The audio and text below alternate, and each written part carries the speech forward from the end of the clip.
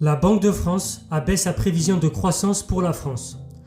Sur fond de guerre commerciale et de demande mondiale affaiblie, l'institution réduit sa prévision de croissance du PIB à 0,7% en 2025. Sa précédente projection à 0,9% avait été retenue par le gouvernement dans son budget.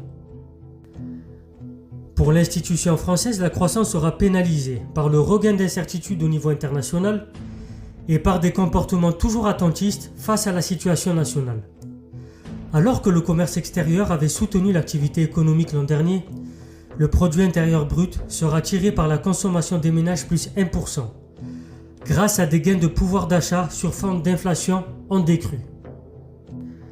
Les exportations et les investissements des entreprises vont être impactés par une demande mondiale affaiblie et des tensions commerciales internationales. Sur l'ensemble de l'année, la croissance française serait supérieure à celle de l'Allemagne, plus 0,3%, je vous rappelle, première économie de la zone euro, mais inférieure à celle de l'Italie, plus 1,2%. Ces prévisions tiennent compte de l'effort budgétaire prévu dans le budget de 2025 afin de ramener le déficit public de 6% du PIB fin 2024 à 5,4% du PIB. Je vous rappelle que l'objectif de Barnier c'était 5%, il était plus ambitieux, bien sûr il ne sera pas atteignable. Selon le chef économiste Olivier Garnier, la croissance moindre attendue peut exiger au cours d'année des mesures du côté des dépenses. De quoi compliquer l'équation budgétaire, d'autant que Paris ambitionne comme d'autres pays européens d'augmenter ses dépenses militaires, je vous le rappelle, face aux menaces de la Russie dans un paysage politique morcelé depuis la dissolution de l'Assemblée nationale en juin 2024. Merci Macron. Et concernant la croissance, la Banque de France est aussi moins optimiste pour 2026. Avec une croissance prévue à 1,2%, c'est-à-dire 0,1 point de moins qu'en décembre. Tandis que la prévision pour 2027 reste inchangée justement à 1,3%. La bonne nouvelle, c'est du côté de l'inflation. Avec 2,3% en 2024, elle est attendue à 1,3% en moyenne annuelle en 2025, grâce au recul des prix de l'électricité et de la décélération dans les services. On l'avait déjà évoqué dans plusieurs vidéos. Donc, elle augmenterait ensuite la croissance à 1,6% en 2026 et à 1,9% en 2027. Ça, c'est mesuré selon l'indice harmonisé, l'IPCH. Ça permet les comparaisons européennes.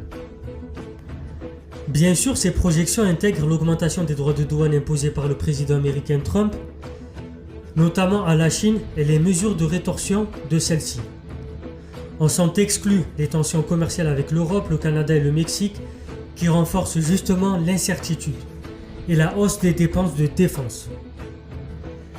Concrètement, ces droits de douane auraient pour principal impact d'augmenter l'inflation aux États-Unis et de pénaliser la croissance en Europe, a expliqué justement Olivier Garnier. Cet impact dépend toutefois de leur ciblage, de leur durée, du taux de change euro-dollar et de la politique monétaire. Enfin, l'impact sur le PIB européen serait d'une baisse de 0,3 points au bout d'1 à 2 ans, en cas de maintien durable d'une hausse de 25 points des tarifs, donc selon le communiqué.